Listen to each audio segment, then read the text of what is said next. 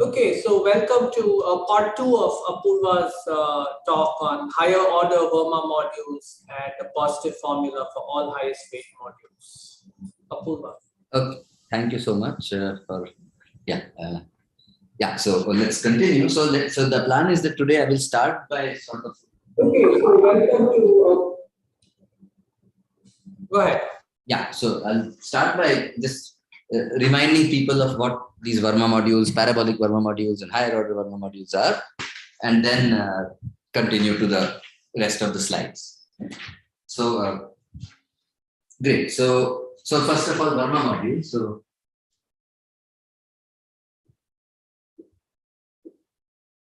and essentially these are sort of as just like everything starts from zero, so everything starts from Verma's thesis in this case. So yeah, so Verma modules. So of course we know the definition. This is m of zero is m of lambda by zero. So okay, you can assume G is semi-simple or Kac-Moody or SLN or SL4, whatever. It doesn't matter. So it's UG quotiented by UN plus let's just say actually no, it's not UN plus, it's UG times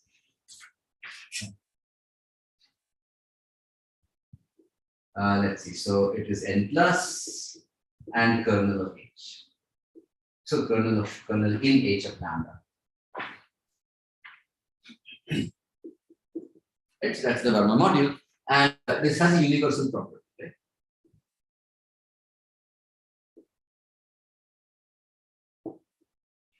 And the property is basically that given any G module V,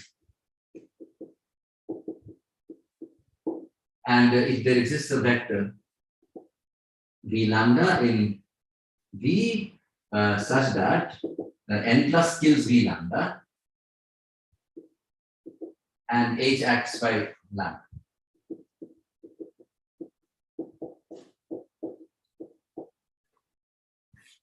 Then you have a non-zero module map.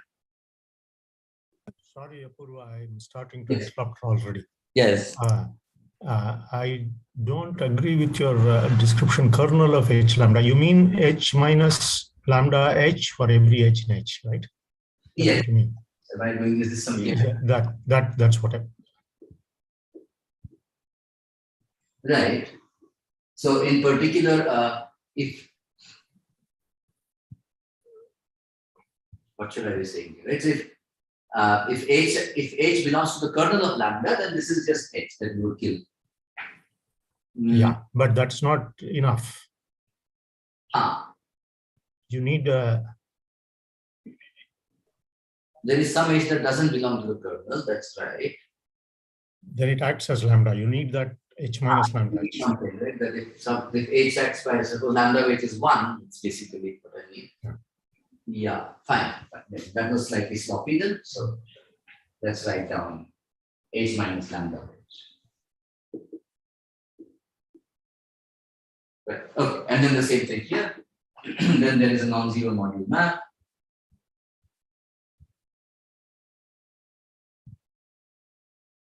From M lambda to V, sending.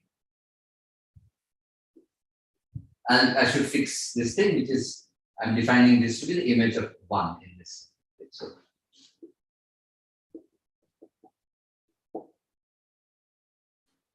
okay.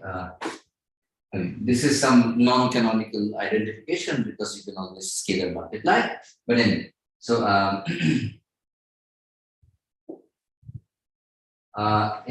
potentially I should probably say this is a non-zero vector, then it's a non-zero map. So, fine. So yeah, so now, so this is the traditional picture with the Verma module. Now let us write down the picture with the parabolic Verma module. Let's see. So for parabolic Vermas,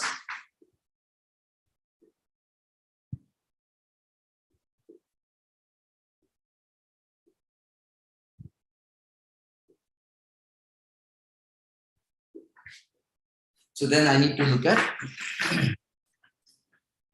okay, the first thing I need to do is let me define this integrability of lambda. This is precisely the directions in which I can quotient by fi power lambda I plus 1, lambda which I plus 1. Right? So let's see. So this is I in I, such that lambda alpha I check is a non-negative integer. Okay, so yeah, so now suppose I have some, okay, this is J, so let me just say J is in J lambda. Then one can quotient, then basically if you look at this vector, Fj power lambda of Hj, which in our notation is this, plus 1 times m lambda. If you look at this vector inside the Verma module, then it is also a maximal vector. It satisfies something like this, except with a different lambda. Then this satisfies star. I'll just say it is n plus. Let me give this a name. Let me call it v prime.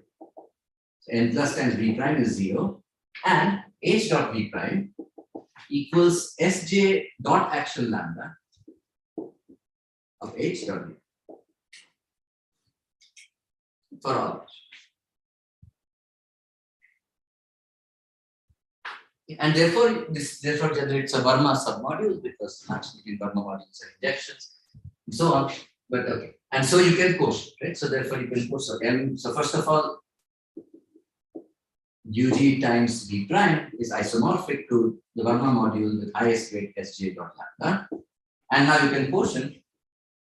Okay, and so if you quotient by this, if you quotient by m lambda mod UG times V prime, m lambda module of this relation, then this first of all is it is SL2 integrable with the jth copy. Once again, Apoorva, when you say I, you mean simple roots only or positive roots as well? Capital I, yes, capital I indexes the linking diagram nodes of the simple roots. Yes. But you could do this for any root, right? Any positive root. For any root, I will only restrict to simple roots. Yes, absolutely. So wait a second. What is okay? So you are looking at only the simple nodes. Okay, I'll ask you more later. Okay.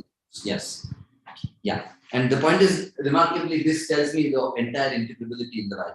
If I just know these things, which of them in the highest rate point. Anyway, so we'll get there. Yeah, so this is what is, it's integrable with this copy of the simple. So this is alpha j, so the simple roots again. You can do this more generally, obviously. It's just SL2 theory. Whichever copy of SL2 you take for a simple root or for a non-simple root is up to you. I will only care about simple roots. Everything is contained in I. Right? So, okay, so therefore this module now. So, similarly, this, so it's SL2 integrable, but in particular, this also implies that its characters of this, let's give this a name V, and the set of weights of V are invariant under the simple reflection, the simple reflection. That's what integrability does for it. And now this has a universal property as well. So I will just erase that and write the property there.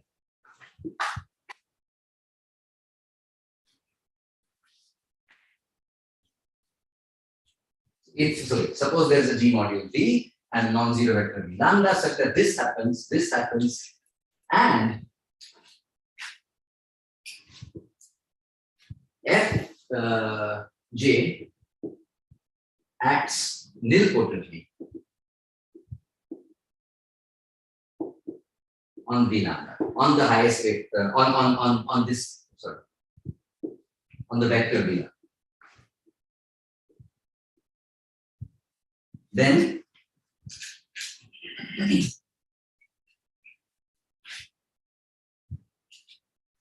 because V lambda is non-zero and some power is zero, some power when we apply to that is zero, we know what power. What is the smallest power? Then Fj power that thing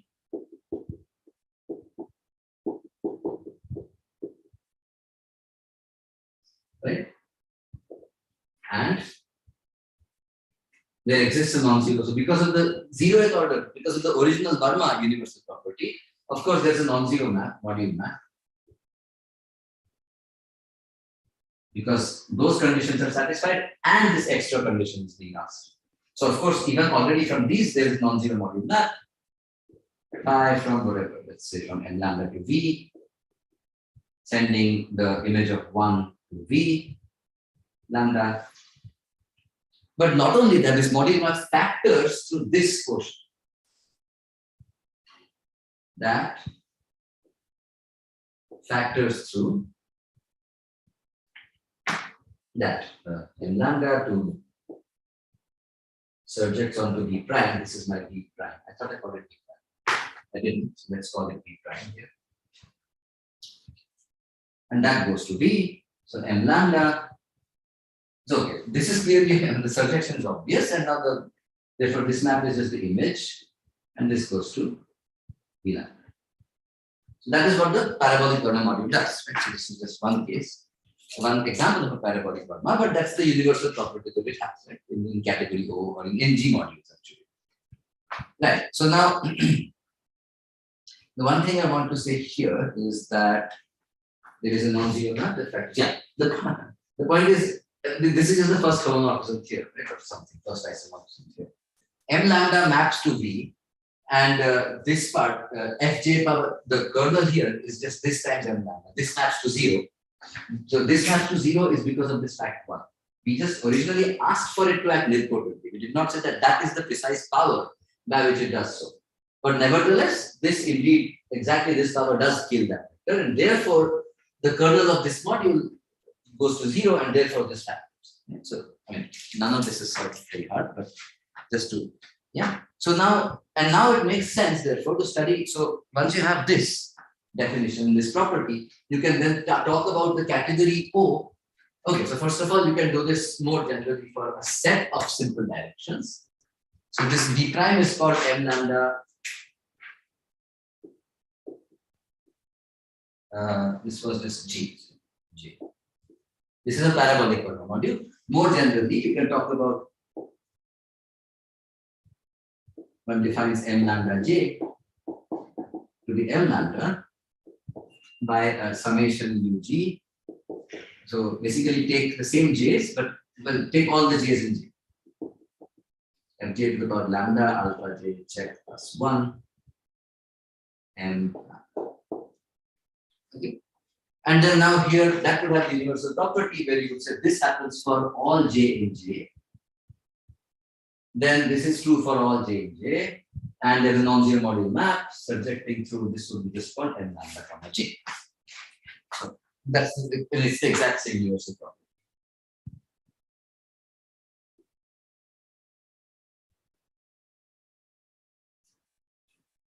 Okay. And of course, when J is the empty set, you don't quotient by anything.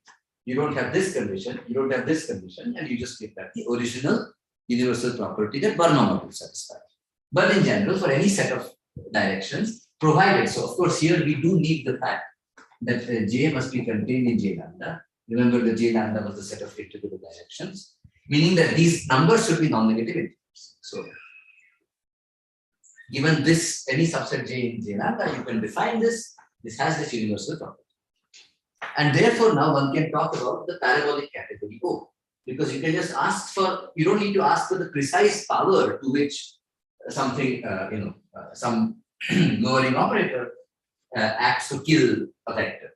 For different lambda, these powers will be different, but nevertheless, the nilpotency will be present. And so you can talk about, this is called the parabolic category O, this is the set of all objects in O. This is sort of a technical remark, of course. People who have seen category O says that Fj acts nilpotently. Basically it acts. So one other thing is if it acts nilpotently on V lambda and V lambda generates a module, then it acts nilpotently on every vector in that module. So we can just say it acts nilpotently on each individual vector. There is a technical name for that, locally nilpotently. On M. This is called the parabolic category O. Okay, so this is the first order picture, and now I can talk about the higher order. And yeah, so the higher order picture is so okay. I will first let me do it over just for simplicity over this thing, and then I will do it over SL4 as well. Simple the algebra. So let's start with G equals this thing, and I look at the Verma module M00. Lambda of H1 is 0, lambda of H2 is 0. This has 5 different submodules. One is the module itself. One is the module where you take -2, 0. One is -2, sorry, 0, -2. These two modules are exactly like these kind of things. This is F1 times the highest vector. This is F2 times the highest vector. The module, submodule generated by that. This guy is F1, F2 times. So it's UG times F1, F2 times M0 or M0. And of course the module 0. There are these 5 obvious modules. And if you quotient M0, 0 by those modules, so of course if you quotient by this, you get 0. If you quotient by this, and this, you get a Verma module and you get 2 parabolic modules. So this is just obvious. You get 0 and then M0, 0. And then 2 parabolic Verma modules, which each and all of these modules have their own universal property. The 0 module has a universal property, strictly speaking. And then you have this one. And when you quotient by it, you get a module which is not a Verma module, which is not a parabolic Verma module.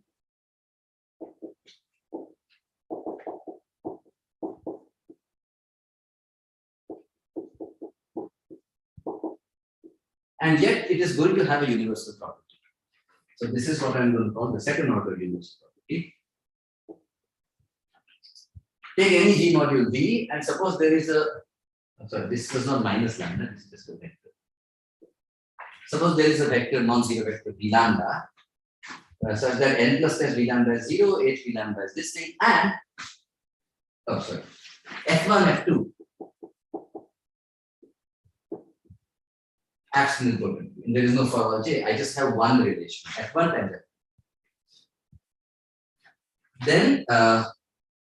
Then you can multiply these. So then okay, first of all, we can probably say this. Sorry, I already have a question, Apoorva. Yes. So it's not let me in M00, how many parabolic Vermas are there? There are 4 parabolic Vermas corresponding to 4 subsets of the simple groups. The number of parabolic Vermas corresponds to the number of subsets of this guy, including the empty set, which gives you the usual Verma, because you don't quotient by anything, and all the other subsets. You can quotient by any sum of submodules, and these are all distinct. There is a non-isomorphic, and there are 2 power j lambda. Okay, yeah, that's clear enough. Thanks. Now, since 0 is lambda is 0, there are 2 power 2, so 4 modules. Those are basically, so, yeah. Yeah, you get the Verma, you get J1, J2, and you get a simple module. The 4th module is a simple module. So technically, so the modules, there are 4 modules here, but one of the quotients is 0. So that's not parabolic. So what's the missing quotient? It is when I sum over this plus this and quotient by the sum of this. That is the one-dimensional module L00, which is the simple finite dimensional module. Okay, so that I'm not counting among these. I'm just looking at those quotients. And so yeah, there are one is 0, one is 3 are parabolic Vermas. There is a 4th parabolic Verma which is not mentioned, which is the simple module, and there is this quotient. And for this, we have a second order property, which is take a G module V. Suppose there is a non-zero vector, which is a weight vector, weight lambda, and killed by n plus, and F1 times F2 acts nilpotently. So there are, it's not just the individual lowering operator, but a product of them that acts nilpotently on this vector. Then this happens. You know which powers are guaranteed to act nilpotently. This is no longer sort of maybe a smaller subset. Maybe see, it could be that F1 itself acts nilpotently without the F2. I don't know. Maybe it could be that. It could be that F2 acts nilpotently. But I just am given that F1 times F2 acts nilpotently. So then I know that the product of these guys acts nilpotently or kills V lambda. But again, it could be that if some individual factor might have killed V lambda. I don't know. The point is I don't know. But that is the universal property. And then there is a non-zero module map from m lambda to b. That just comes from these two again, from the zeroth order universal property that factors through exactly this model. Now I need to give this a name. So let's call this B double prime, 2 primes per second order. Yeah, and then that's what. So that is the example of a higher order Verma module. And this module will give the name M0 and 1, 2. There should be one more pair of braces around it, but fine. Okay, so now let me give you one more example with the same second order property. Let's say sorry, Apoorva, could we just go over that once more, please? That is second order universal property. Yes. So this part is the same as for the usual Verma module. And suppose I have a non-zero highest state vector of highest state lambda, or a maximal vector of highest state lambda. But I also know that F1, F2, some power of that kills the lambda. Then I know which power. So this is not really the same power of F1 and the same power of F2, right? So if you want to take the which power of that, you should probably say F1, F2 to the max of these two exponents kills the lambda. But you in fact know slightly better. You know that F1 power lambda h1 plus 1 and F2 power lambda h2 plus 1. Those already kill the lambda. So take any higher, no, it is F1 square F2 cube. You can of course make it F1. If this already with a square kills the lambda, then this with a cube kills the lambda. So you know. So one second. In this case, F1 and F2 commute, but in general they need not commute. Yes. So now let's get to SL4. No. Wait a second. Please. No. Please continue from where you left off. Okay. So first of all, I can refine rather than saying that I know common power that kills the lambda. I have individual powers, which are the obvious ones by SL2 theory, and their product does kill V lambda. And then the usual thing happens. There exists the moment you have this thing, then this is exactly the point here, right? This is, so this is F1 power 0 of H1 plus 1 and F2 power 0 of H2 plus 1. So if again this part is in the kernel, and you have a map from m lambda to this module, then you have a map factoring from m lambda quotiented by the kernel to this module. It's just a factoring through property. Okay, thank you. Right? So in general, for a highest state mod or for any module with such a vector, I should really look at what kind of things kill, what kind of words in the lowering operators kill that vector. And depending on that, I will quotient the Verma module by those words.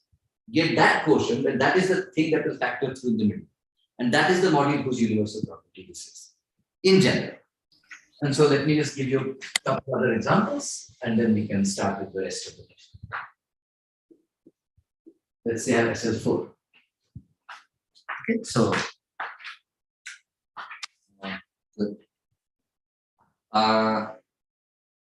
okay, very good. So then again, we can talk about, let's see, now I want to do this. Let's say lambda equals fundamental weight 1 plus fundamental weight 2 plus fundamental weight 3. I can even have it to be dominant weight. I don't care about the weights, right? But, and so first of all, what does this mean? If you know SL2 theory, then lambda of alpha 1 check or lambda of h1 is 1. That means f1 square v lambda will be 0. So, or f1 square m lambda will be maximals. Fj square m lambda in the Verma module m lambda is our maximal vectors, are killed by n plus, and of course they are weight vectors of weight lambda minus alpha, twice alpha j in this weight space. And they're all killed by n. So each of them generates a highest weight. So each of them generates a Verma sum. Fine. But now as I was asking, what about I can take things that don't commute among themselves? So yes, I can definitely do that. So for example, I can take f1 square, and so they each generate a Verma submodule UG times Fj square and lambda is isomorphic to m of lambda minus twice alpha j contained inside m lambda. That is of course true. But so now I can take things that don't commute, for example. I can take f1 square and then I can further take a power of f2.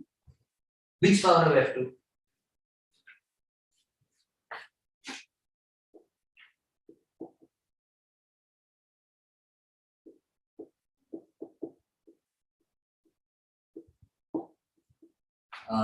Here again is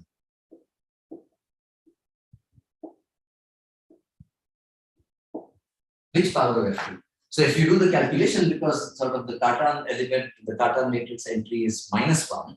Yeah.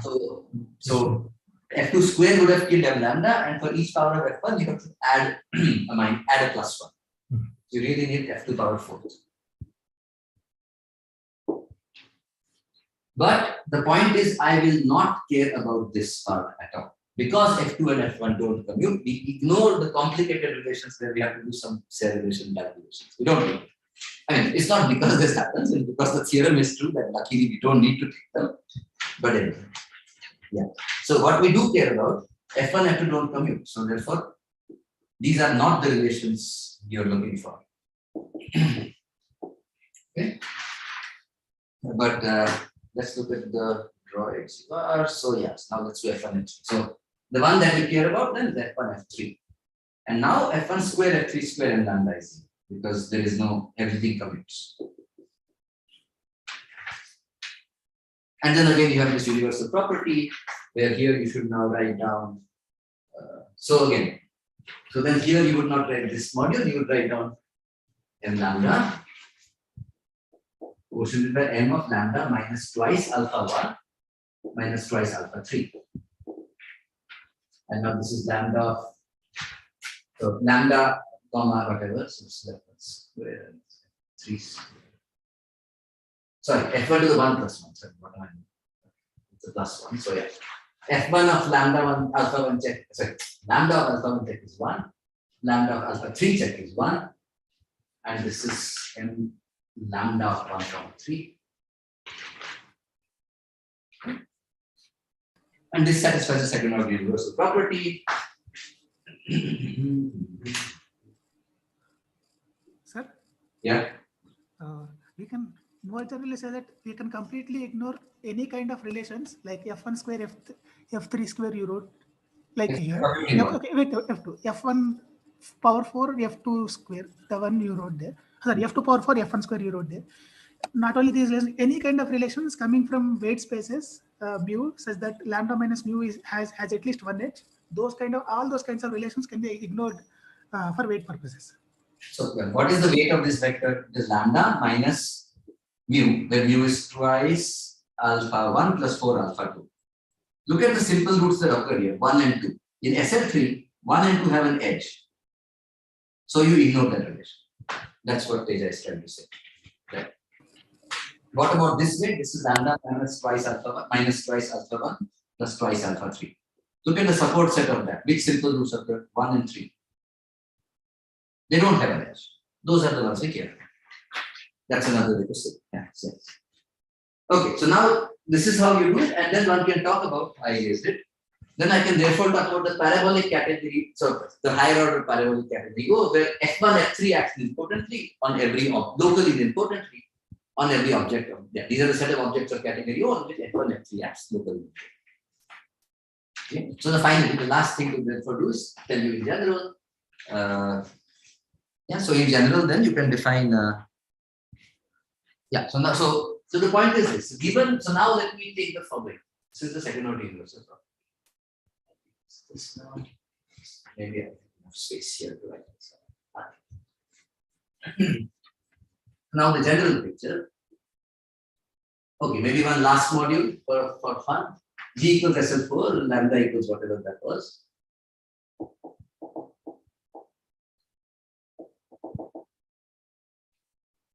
Let me not just take this module, but let me take M lambda. I can take it here. M lambda modulo M, sorry, UG times F1, F3, sorry, squares, right? Times M lambda plus UG times F2 square. Remember, F2 square also gives M lambda. This is also F2 square also gives you a maximal vector. So take the sum of these two modules and quotient them. I can also, why don't I also do the following? UG times F1, F2 power 4th, F1 square and 9. This is also a module that is a maximal vector and so Verma module. Let us portion this out as well. So basically, again, I really basically won't care about this part. I will just say that the corresponding higher order Verma module I care about will completely forget this part. And will say that the higher order Verma module will only contain the independent sets in the matrix diagram 1, 3. And this module obviously subjects onto this because there is some extra quotienting.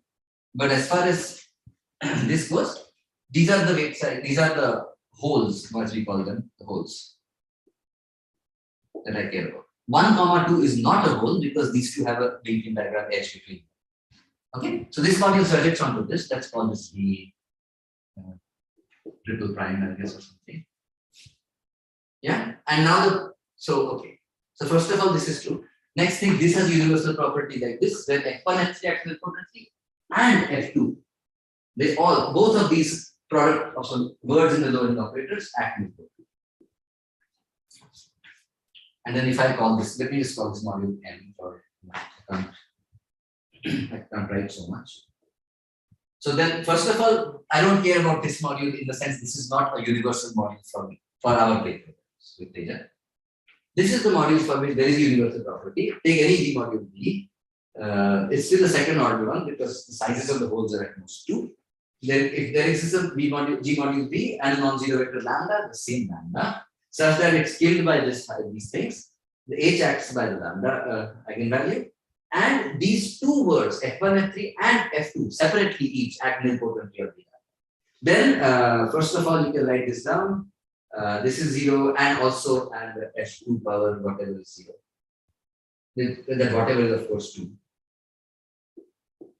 So this is 0 and this is 0 and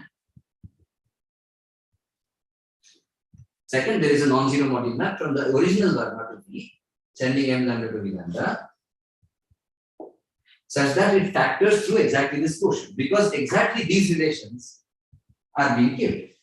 This is what part 1 says. The exact relationship quotient by are these. Okay, so as I said, so this is exactly M lambda module the first time.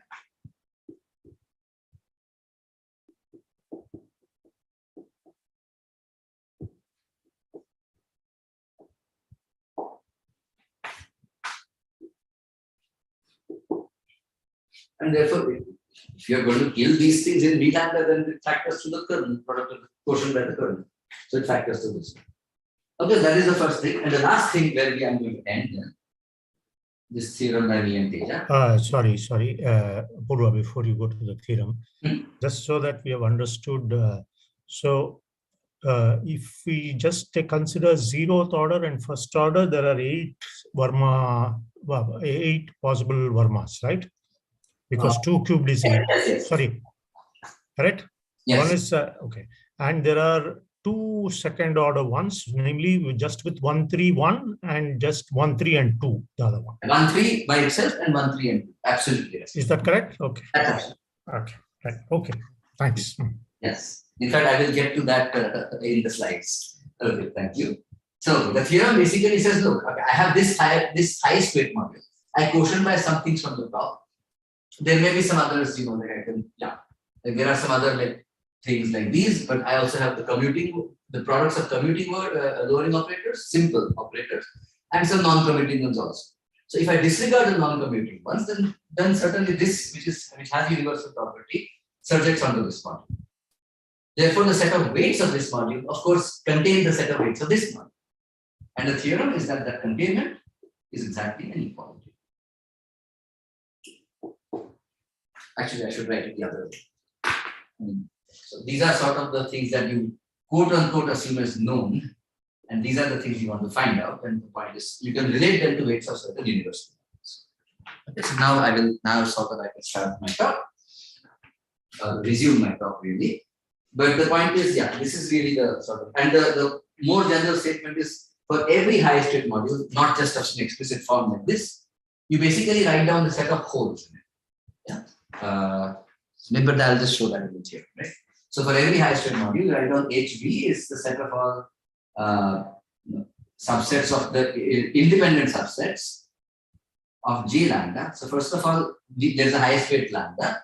So you can only take these things for which the powers are all non-negative integers. That means these. These are the only simple roots you can use. In them, I want only the independent set. So F1 and F2, 1, 2 is not an independent set. It has an edge in between. So I disregard that. Take only the ones such that the product of Fh power lambda of alpha Hj plus 1 kills V lambda.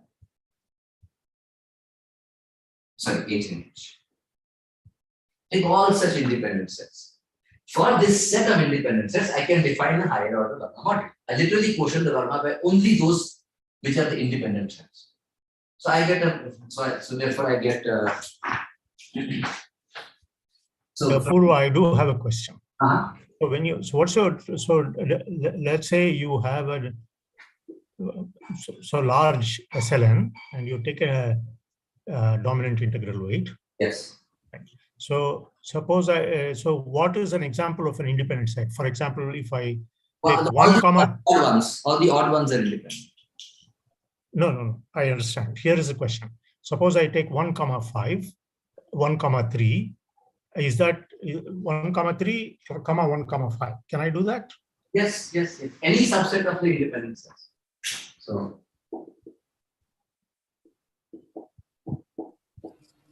what does this mean? It means that F1, F3 acts nilpotently and F1, F5 acts nilpotently. I can also put an F1 there. If you can put a 1, then these two sets these two will go away. Okay. They become redundant. You can put in everything else you want. If you have a 1, you can also have 1, 4. No, I understand. So it's sort of the minimal ones, they're. And that's why this set, I keep using this set from time to time, because you don't care about everything else. If the smaller number of subproduct, a subword acts locally nilpotently, then any bigger word, of course, will as well. Exactly. But you could have 1, 3, 5, or say 1, 3, 5, one set, and 7 another. Yes, absolutely. You can even intersect. Or sorry, 1, 7 another. Exactly. You can do that. Okay. Because you don't know if one acts nilpotently. Okay. Yeah. Okay, got it. And in fact, you can literally, this can be, so this, for example, it corresponds to the module, let's say it's a 0 is dominant integral, but F1, F3, F5, and F1, F7. And if I just have this module, then F1 does not act locally nilpotently, because F1, every power of F1 state has a non-zero image in this quotient. But F1, F7 acts nilpotently and F1, F3. Okay, thanks. Yeah, thanks for that example. Very clarifying, thank you. Yeah, so in general then, given any Kac-Moody algebra, if you want, any highest weight module over any highest weight lambda, you first of all write down all the things that actually kill the highest weight vector in V. Meaning you're quotienting m lambda by something to get the highest weight module. So that something must contain these expressions. Therefore, in the quotient, the image of these words on 1 is 0. Those are what we call the holes. This is the set of, this is the definition of holes in any highest weight module over any Kac-Moody algebra. And now, given the set of holes, which can have overlaps, absolutely they can have overlaps. They can have even one set contained in another, except that's sort of redundant, then something becomes redundant. But now the point is this: consider this module, which is just quotienting m lambda by the ones that are independent words, products of independent generations. This, of course, and V itself has these relations and some other relations. So naturally, this surjects onto this. And then that's the, or if you want, that's called universal property of the higher order universal property. The theorem then is that the rates are equal. That was sort of the magic theorem that underlies the basically that was the conclusion of the entire last talk. Okay, so Apoorva, sorry, I am interrupting a lot, but I'm trying to understand. So can I ask you one more question? Yes, please. So I'll just write this down and then. Yes. So suppose I take SL3 and take a lambda for which alpha plus beta it is integral, but not alpha, neither alpha nor beta. Yes. Okay. Yes. Suppose I take a lambda like that. Alpha and beta. Sorry. Alpha. So the lambda is such that neither alpha, lambda, comma alpha check is integral. That's not integral. Neither is beta. But alpha plus beta is.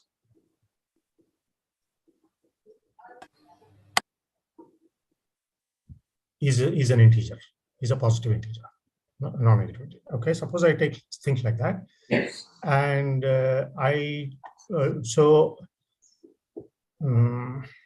yeah. So you are saying the Verma module. An empty set. There is nothing to. We can't do much about this. There are no holes in the module. Okay. So suppose I take the Verma module here, m lambda. Right. Does that have a submodule? I suppose it does. It does have a submodule. Something using this? Yeah. So you can take the, but nevertheless, it will have the weight equal to the Verma module you're saying. Exactly. So all highest weight modules will have field weights. Yes. So you get this fact as yeah. Exactly. So Rajan basically answered his own question. Yeah. And the way to see it from this formula is J lambda is empty. Because these 2 points. The moment J lambda is empty, this set itself is empty. There are no independent sets of the empty set. So HV is empty. There are no holes. The moment there are no holes, you are quotienting the Verma module by nothing in the right hand side. So this is just the weights of. Yeah, thanks. That actually answers my other question that I had, because why are you not considering the positive roots? But because they don't matter.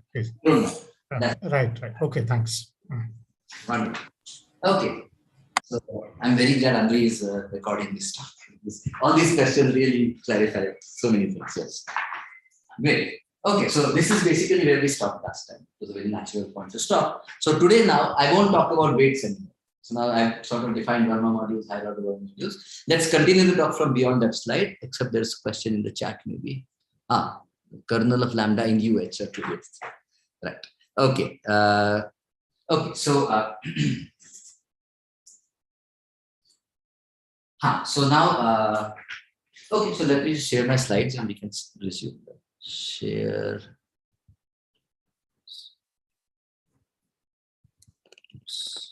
So let me go to the here. If I may make a suggestion, you don't have to. You can ignore it. Looks like, at least for me, I'll understand more if you continued in the same mode that you're doing rather than use the slides. I'm afraid I'll lose you at the moment you switch to slides. If this is a general feeling, then we could just continue in the mode where you're. I'm happy to continue in that mode and yeah, keep the slides alongside if we go slightly slower. But then we might need a third topic, okay, which I'm fine giving.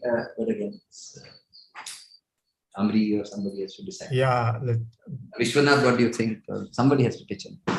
Yeah, it may be a bit tricky to keep, yeah, but we can try that. I can stop sharing. Of course, I'll stop sharing my own.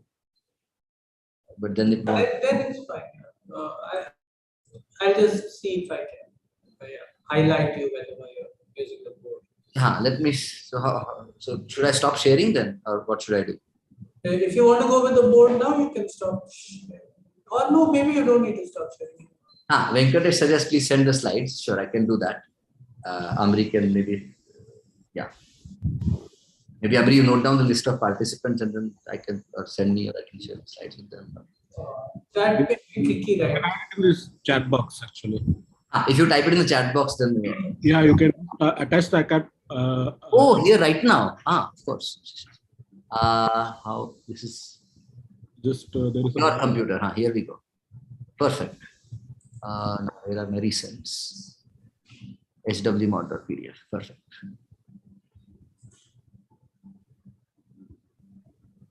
Okay, I hope everybody got it. I just sent it.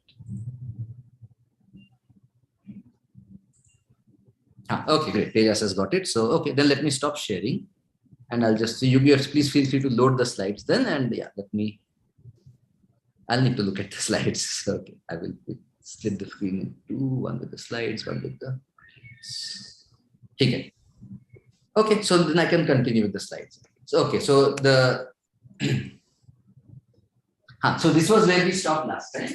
The weights of any high state module, any taxonomy algebra, any high states.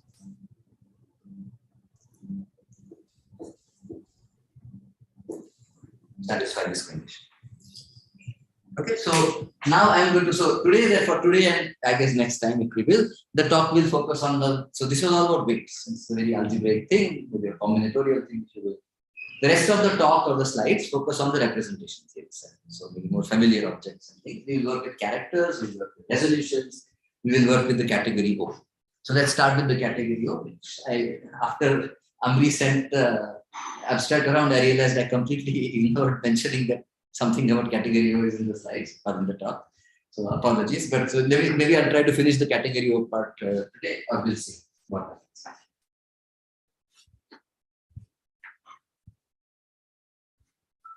Start with those.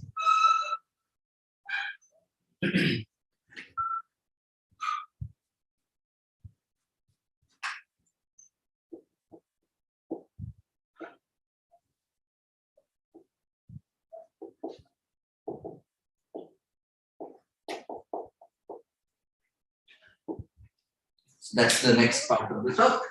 And then the resolution. Apoorva, you need to realign your camera. So Oh, you can see that part of the board. That is my here. Oh, what is not visible? Sorry. The entire board is visible to me. So. I thought this is still visible. I didn't change anything. Is it fine, the other one now?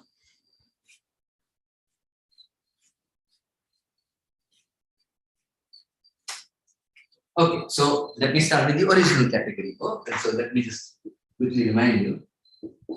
So category O is a full subcategory of G modules.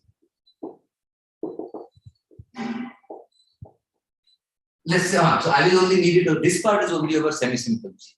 So for some technical reason, with a full subcategory of G modules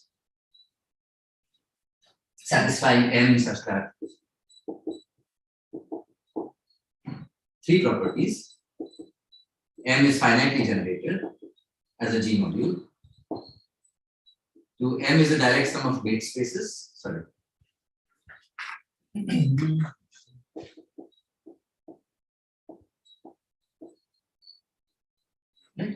These are the weight spaces.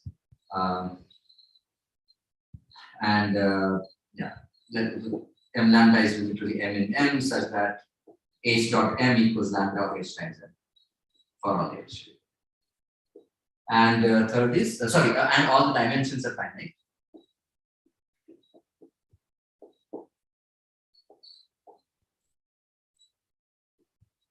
And the third is that that the raising operators act locally. I, or let's say, yeah, let's say this way. So for all M in M, UN plus M has finite dimension.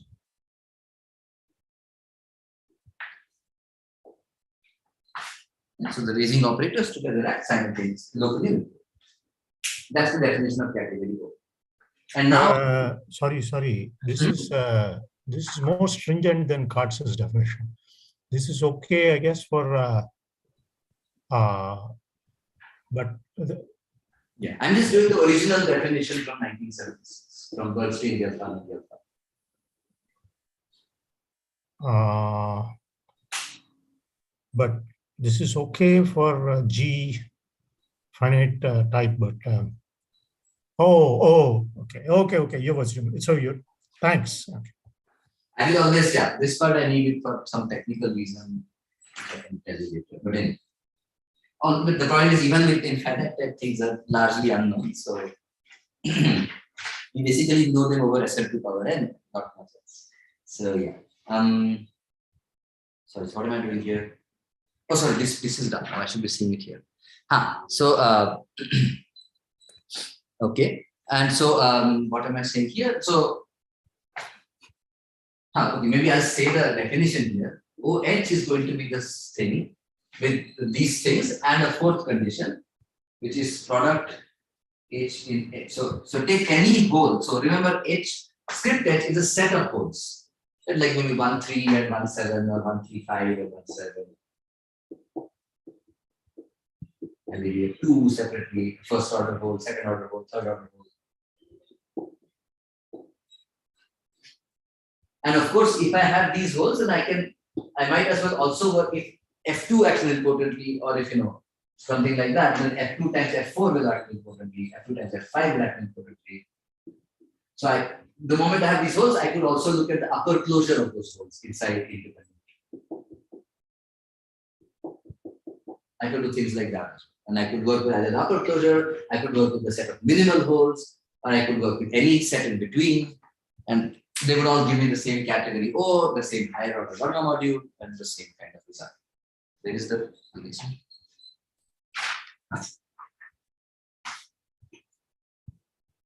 Okay, so literally I have a set of elements, H in H. So for all such holes, I just want that this product also acts locally nilpotent.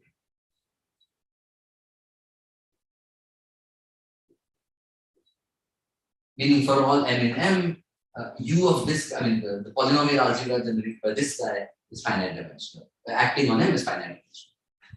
Or equivalently, some power of this Tz for every vector. And the point is, I don't need all of these to act on M. I don't need, for example, so I suppose I have F1, F3. Right? And I look at, let's say, a lambda equals -1. So you see F3, so lambda power alpha 3 check is negative. It's not a positive integer, it's a negative number. But I could put minus or plus 5 times this, whatever. Only lambda power alpha 1 check is. So if I look at this module, m lambda, quotiented by f1 square m lambda, the parabolic Verma module, right? Then on this f1 actually importantly, even if f3 power this thing is not a positive, if lambda times this alpha 3 check is not a positive integer, because f1 actually importantly, so does f1 f3. Okay, I could, for example, have f1, f3, f5. I put a, and if you want, I can put this here. So it's not just a parabolic Verma situation; it can be a higher order Verma module as well. But yeah, some subset of that is what will act importantly, and then the rest of it may not even have an integer, positive integer coefficient or evaluation. It doesn't matter.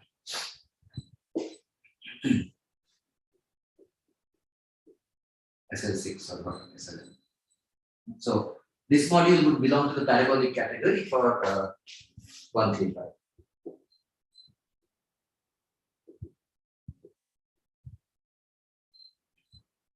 Because already F1, F5 acts importantly, so of course X1, X3 times F5 will do the same thing. So this is the definition of the parabolic category H. Sorry, the higher order category OH. Now, what were the properties of the original category O, which sort of BGG wanted to say nice things happen. They did this because they already could do some nice things, and eventually eventually this category exploded. Study on this category is all over the place now. Everybody cares about this category for many different reasons and so on. But I just stick to the original 1976 paper, and so why were they interested? So first of all, they proved a theorem, BGG. So I need to tell you a preliminary theorem that they proved, and then the real reason they were interested. So theorem BGG. And now for me, so first of all, what does this mean? This means that if H is the empty set, if there are no holes to quotient by, then this condition is redundant, and I get back the original category O.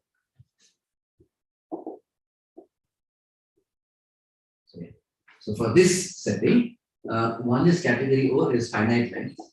Sorry, so is abelian and finite length, meaning it's closed under kernels, co-kernels, and so on.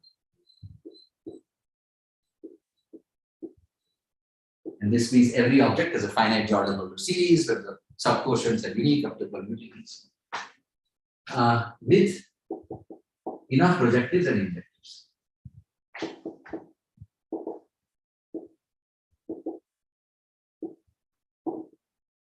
So I think this means that every object is a quotient of a projective object in the same category. Okay. Second was every projective has a this is the okay. So okay, maybe I'll say the parts 2 and 3, but let me tell you what they were looking for. So suppose I have a category where projective and injective, right? So I can. So first of all, this means you can talk about something called the projective cover of an object. Okay, this is if I of a simple module. So let's say L of lambda is a simple module in category O. There exists an indecomposable projective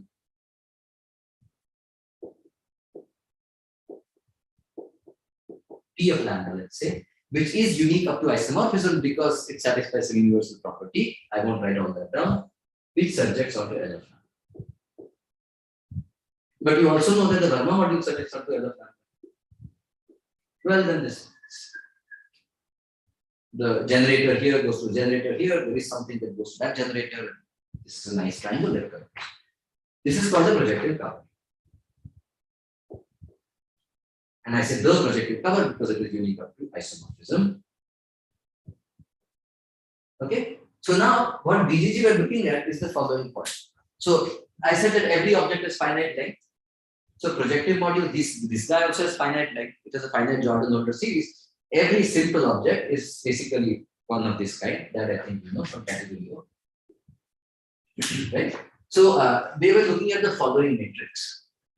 It's a H star cross H star matrix. Or you can, of course, this is so consider the H star cross H star matrix.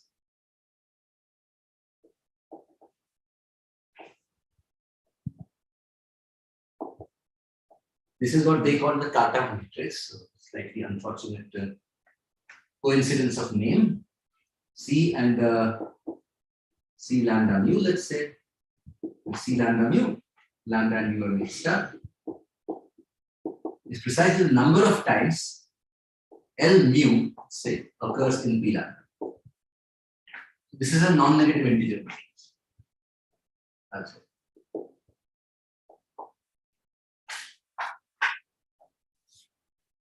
So the point is, this is really, and I'm saying it's uncountable plus uncountable matrix, but it's really the fact that basically you can always say that this can never happen unless mu and lambda belong to the same dot orbit action. And since the while group is finite, that means basically this matrix breaks down into W cross W matrices, a bunch of them. Basically classify the dot orbits or smaller than W, because if there is some stabilizer. But basically this matrix is a block diagonal matrix. And each block corresponds to a W dot orbit action or W dot orbit. So the rows and columns are indexed by the same weights inside a given W dot. So each, therefore, it's a bunch of finite cross finite square matrices, and everything else is same. Yeah, first of all, that is the case. That is easy to prove, but relatively easy to prove that happens. The point is, therefore, what they proved or what they checked, if you will, and what they proved was that C equals C transpose. Strictly, I should call this a corollary because I'm going to write down the theorem that implies the corollary.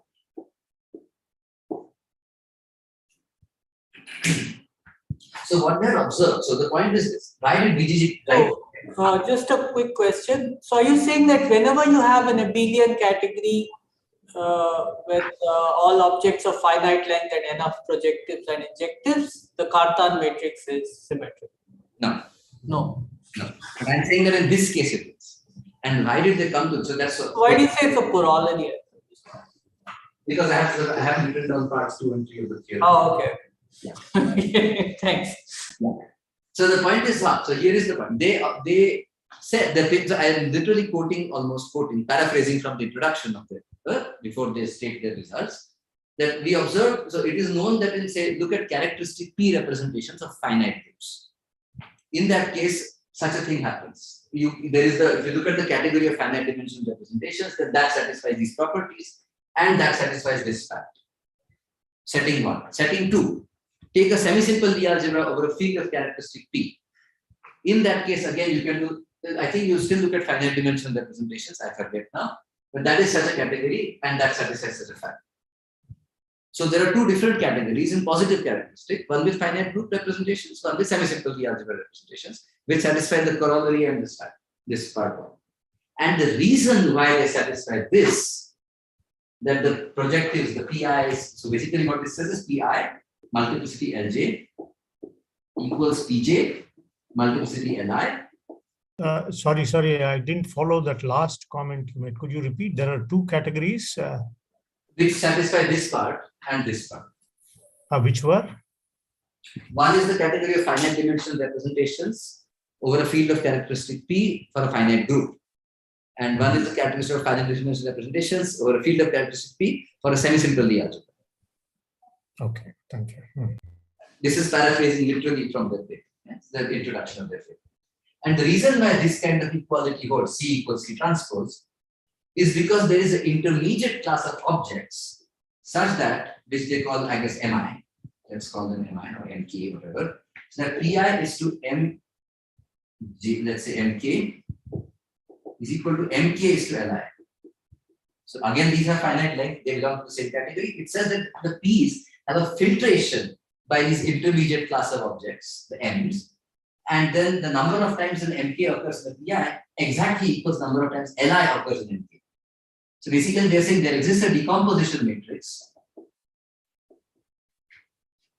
such that, so okay, how do you compute it? So if I know that P has a filtration in terms of this guy, right? How do I compute Pi is to Lj? Well, Pi is to Lj is precisely the sum over K in whatever the same indexing set. Pi, so look at all the possible, these are called standard objects that occur in the standard filtration, and then just add them up. This is one way to compute the left-hand side. If I knew the matrix on the right, if I knew this. And now, because of this thing, this is what was called Humphrey's reciprocity in the characteristic P Lie algebras case. This would equal Mk is to Li, Mk is to Lj. So if you call this Mk is to Li as the D matrix, then basically what this is, C, this matrix that we want, is D times D transpose, or maybe D transpose times D. And that is the stronger reason why this matrix is symmetric. It's because there is an intermediate matrix D such that C equals D transpose D. And the stronger reason why this happens is because not only is there an intermediate matrix, there is an intermediate class of objects which filter P, and then the Li's occur in them. And then now you have this kind of. So this is what was called the reciprocity, Humphrey's reciprocity. And BGG wanted to ask, or they said, our goal in this paper in 1976 is to introduce such a category, but now of infinite dimensional modules over the complex numbers, not over field of characteristic P, for a semi-simple algebra.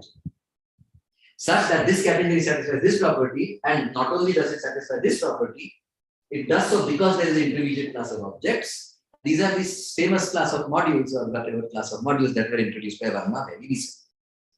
So this is how Humphrey, BGG wrote this paper. So yeah, so every P, every projective, that's part 2, as a flag or a filtration, finite filtration, finite chain of submodules. I just call it filtration. Filtration, I can't spell. With subquotients equals for modules.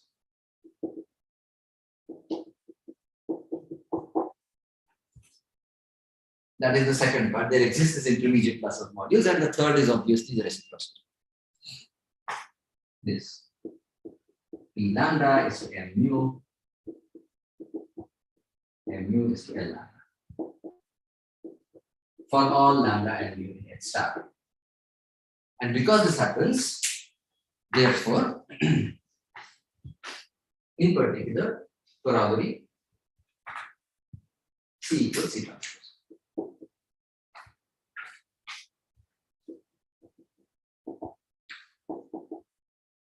This was BGG's original motivation, if you will, that is to write that paper. So now, of course, the natural question is, if I will introduce this extra condition, how much of this is true? That the product of the H for all holes H in the whole set, script H, acts locally and importantly on every object. So first of all, I should just make a remark, couple of remarks. The one I already told you. If the whole set is empty, then the category is the original category. Hello, sir. This is Shavik. Yes. That's right. Yeah. So first thing, like didn't want to interrupt. So when you gave the definition of category O, you sort of mentioned the dimensions are finite dimensional. Weight spaces. Weight spaces. Yeah. So isn't it like not in the definition? It comes as a consequence of all those other probably. equations. It's enough to say it's semi-simple and the finite generation. And that will directly imply that thing. And just one thing to answer, like in the general Kac-Mooding setting, it is much more loose actually, because basically like the universal enveloping algebra is not Noetherian. So that is the problem. So finite generated submodule won't be finite generated. So you won't get it is closed under submodule and tensor product if you put the same type of conditions here. So that is mainly the reason why the definition is different here than there. Yeah, you need to say the weights are contained in a finite union of cones sitting below. Yeah. Because that behaves rather well when the algebra is non-metric. Right. Okay, thanks. Okay, so that does it. So yeah, so let me just so now what happens in this? The question really was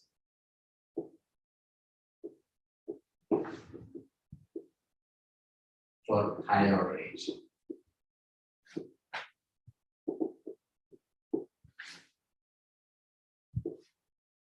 Yeah, so the point was, so this was for the zeroth order category. In some sense, the first order already. First order category means that I am looking at holes of size 1 or less. So H is something like either H is the minimal elements in H are.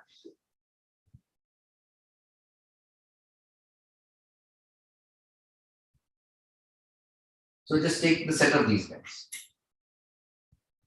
So basically take any set of simple linking diagrams and look at any singleton subset, first orders, and one size 1 subsets of I. So take any J in I and look at just the minimal holes at beside these guys. Sorry, I should say here. But then what does this mean for category O? It means that if you are looking at the objects of category O, on which Fj acts locally nilpotent. The name for that is the parabolic category. So the real question is, has this category been studied and what happens about these things?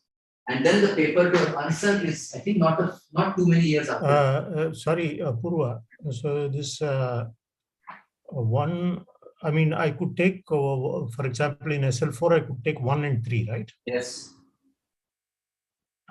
So when you write, I'm a little confused about what you've written there. J is contained in. Oh, sorry.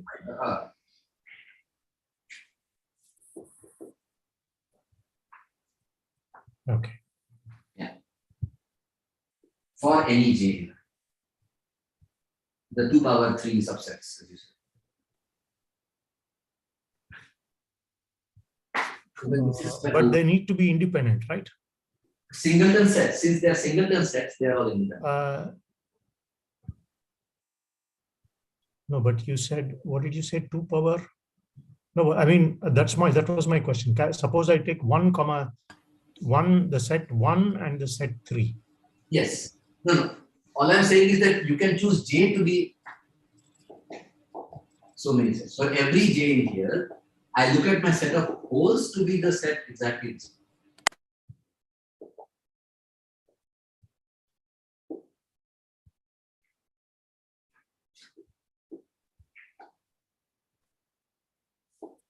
J is the set of first order relations or the nilpotent operators you want, or the integrability you want to impose on the category. But the holes themselves are not the entire set J together. This is where the braces become important. Okay. Got it. It's each individual node at a time, because these are first order holes. So I don't take more than one in one's common nilpotency. So yeah. Thank you. Or acts nilpotent. Not products. That's what happens in first order. And this was done by Apoorva Khare. I think she's either a student of Wallach or Enright or somebody. I forget. And she did this in some 1980 or something like that. 1980. And she also did the BGC resolution and so on.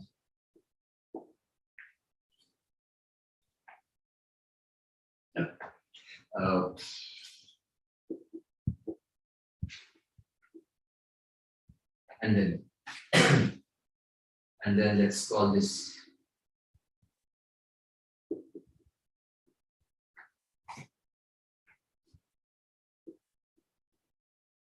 people can read it, if not I will tell you.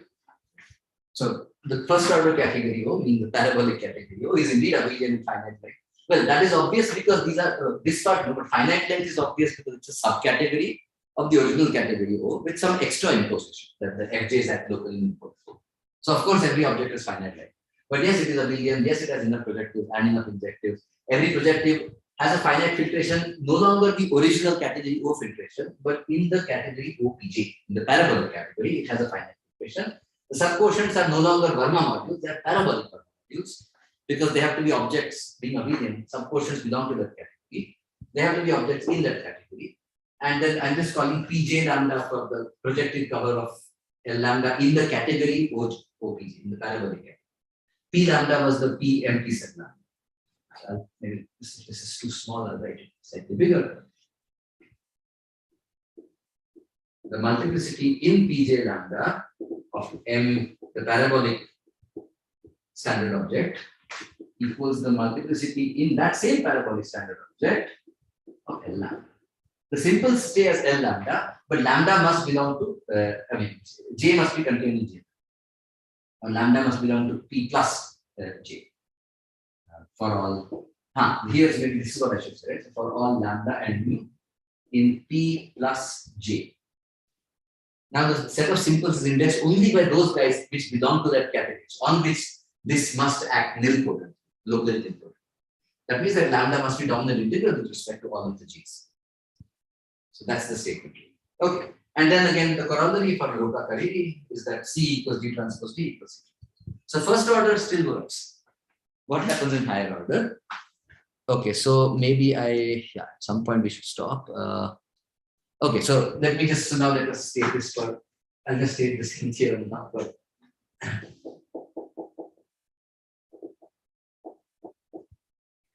so the assumptions again are G is semi-simple and H is any set of poles in the I, whether zeroth order, first order, or whatever. Category OH, which is subcategory of objects where the products of FH act locally importantly, is abelian in finite length. It has enough projectives and injectives. But this part, every projective has a finite filtration, sort of has a finite filtration subquotients of the form M lambda comma H prime. Okay, and the point is H prime need not be unique. There is some technical conditions on what H prime is, but H prime need not be H. And therefore now BG reciprocity turns out pretty strange. Right? So does it occur at all? So let me tell you. First of all, it does not occur verbatim on the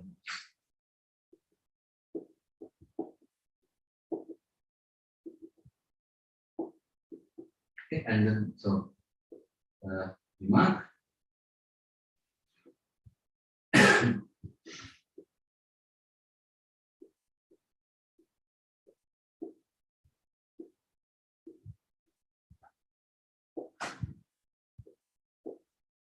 Occur on, meaning you can't just blindly say that it works out because it doesn't.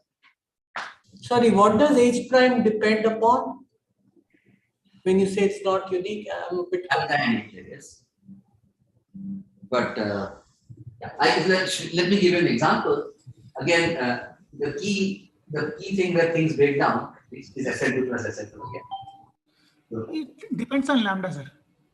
It depends on lambda, of course. That's all it is. It's lambda and H. It's this thing only, no? Yeah. H prime we can actually define right there. Fine. No, but Teja, the point is, okay. So let me put it this way then. Okay, H prime at least contains that important independent sets. This depends on lambda and mu and h prime, I would think.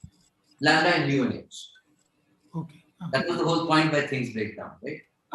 So, yeah. So h prime depends on lambda and mu. And I mean, this is the, and all of this we only know what h prime does. We only know that it depends on lambda and h in SL2 plus SL2. I don't even know what happens in SL4. So yeah. So I just said depending on. And the point is, so in a specific mu, if I fix my mu, then of course I have only one possible h prime there. Of course, there's a standard filtration. Oh God. That's what I should have globally declared it, right?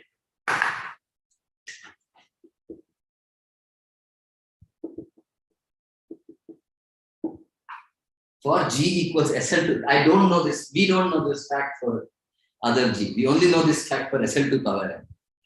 Yeah. The first fact we know in general for every semi-simple. Yeah. The second fact, when one really gets to the BGG reciprocity kind of thing, then I don't know. But at least for G equals SL2 power N, every projective pH of mu has a finite filtration whose subquotients are standard modules meaning higher order Verma modules.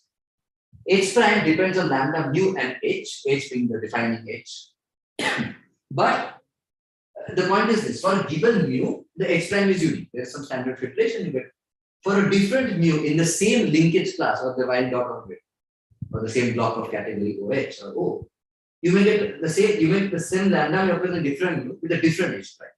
Let me just show you what happens, and maybe we will. I don't know if people want to stop. This has already gone way over time. This is not necessary. This is not a bad place to stop. And but I will. So I'll end by telling you that it doesn't occur on the notes. Okay. So the example is SL2 plus SL2. Let's see. Here we go. So, okay. And the lambda is 0 or 0 comma 0 either way. And my h is going to be. So as I said, there are 5 different quotients you can make of the Verma module, and one of them is the 0 module, and 3 others are parabolic Vermas. So those are the boring cases. Those are already done by BGG and by Apoorva Khare.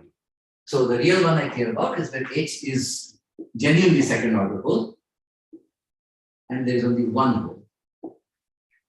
So f1 times f2 acts locally nilpotently on modes.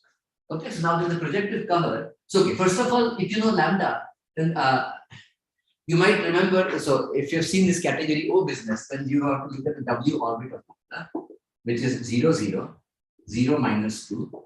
Sorry, I should say minus 2, comma 0, 0, minus 2, and minus 2, minus 2. Okay. And then now you say, which of these simple modules occurs in O lambda? So,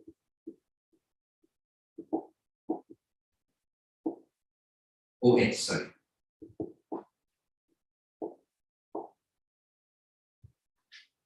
Well, how about L00? This is one dimensional. It's finite dimensional, right? So of course, F1 times F2 acts local and importantly on it.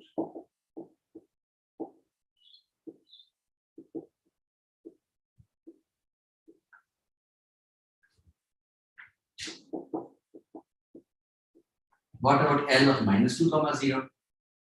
This is equal to the Verma module, M00, quotiented by what? I believe. What should be quotiented by? Yeah. F1 or F2, one of them. Jesus. So. It is a subfactor, sir, actually. Yeah, it's not the, it is a subfactor, isn't it? Oh, yeah, first of all, what am I saying? That's why I can't figure it out. This is a subfactor, right?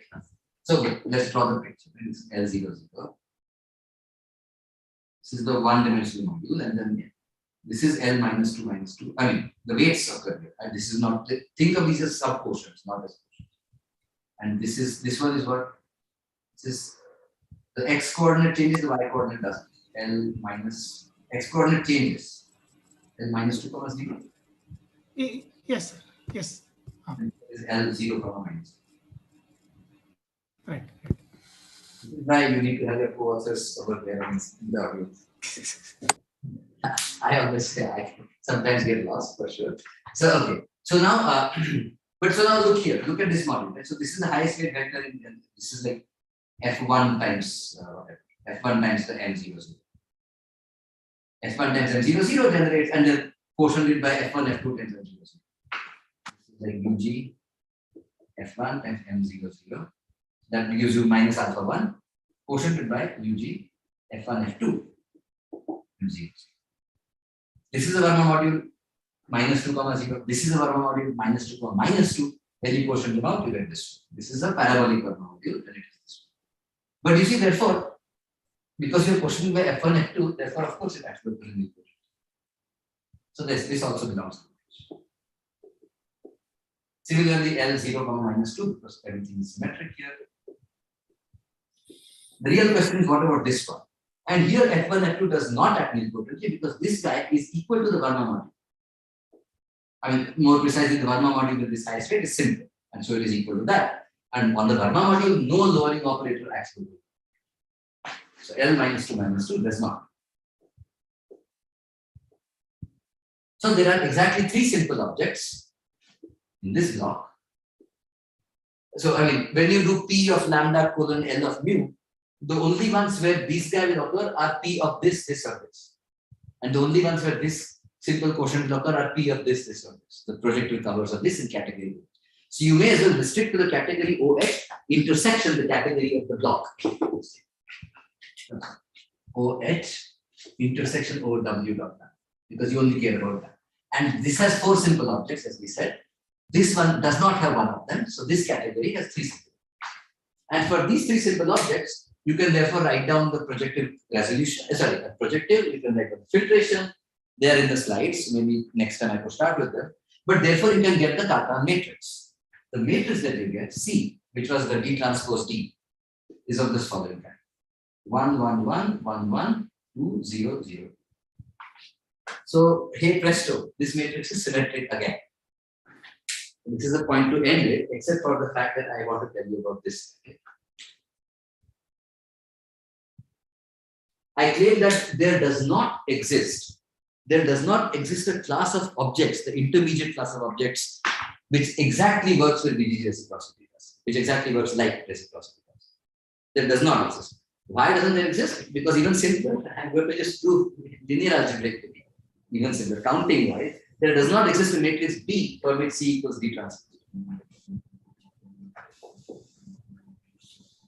And the matrix could be rectangular. I'm not saying it can't. For some E with entries being non-negative integers. The whole point is the entries of D have to be non-negative integers, then such a matrix cannot exist. Why? Because suppose, so this has 3 rows and 3 columns. So D had better have 3 columns. Let's say D was, I'll write it down here in blue. So it doesn't matter. Say D equals, so there exists a D and D equals D1, D2, D3. I am not restricting the length of the column to be 3, but there have to be only 3 columns because this is 3 by 3.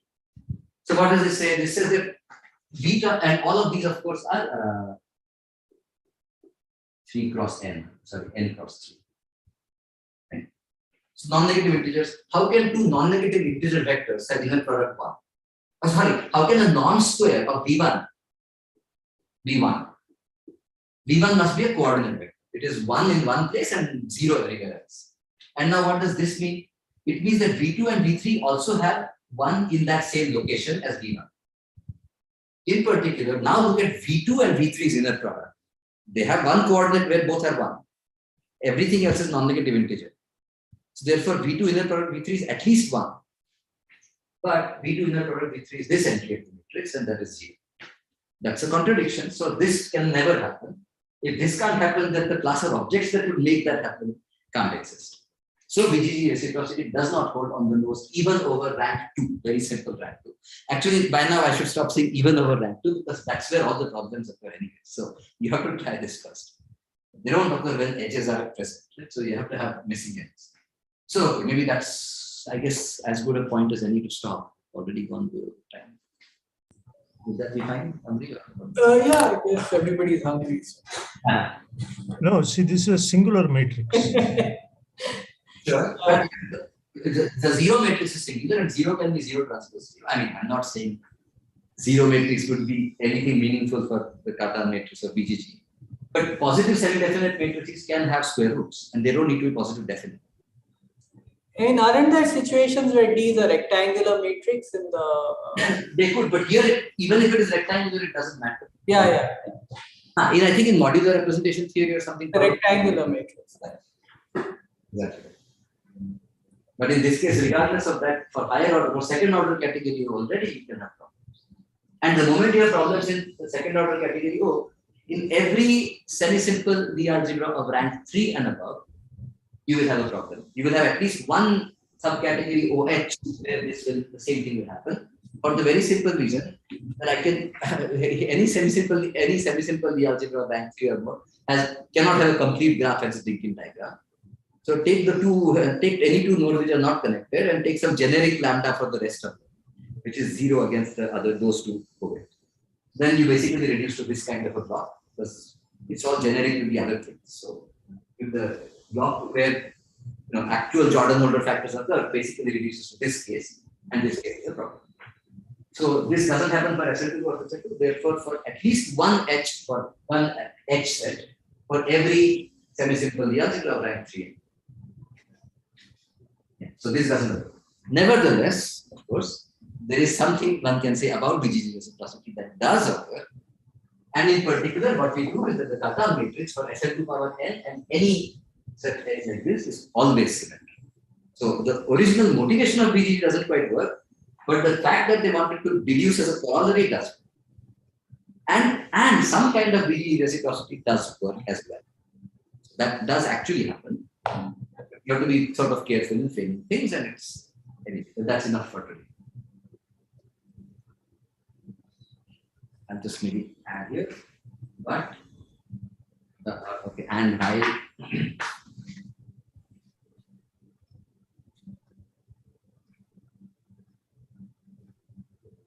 may not.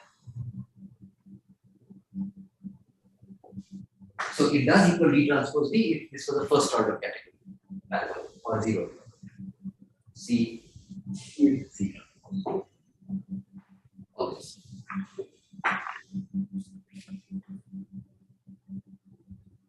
So not the original motivation of BGG, but the original fact that they observed does not. Even now, again only over SL2 power n.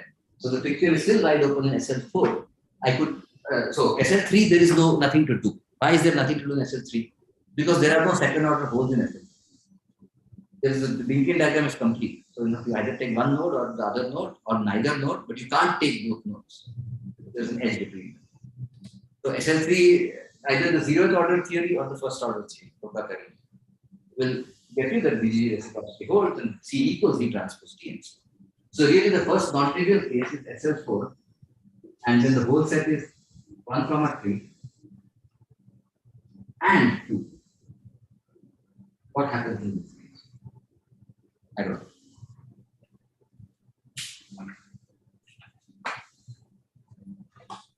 So conceptually, is there a source of the symmetry of the Cartan matrix? Some kind of BGG reciprocity, I guess. So we basically do some kind of counting. So the point is in this SL2 power n theory, each of these we explicitly write down which Verma modules occur. And now for each Verma module, we explicitly write down which simple quotients occur. And so we really write down for this guy which quotients occur with what multiples. And sort of we basically say that if you look at the L lambda inside PH of mu, that condition is symmetric in lambda and mu. Therefore, a quotient occurs here or the multiplicity occurs here if and only if the multiplicity occurs there. So it's a combinatorial proof. If you will, modulo explicitly writing down the standard filtration in terms of these guys for these products.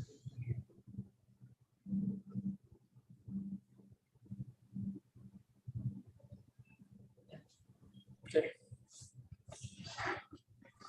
So yeah, let's thank Apoorva for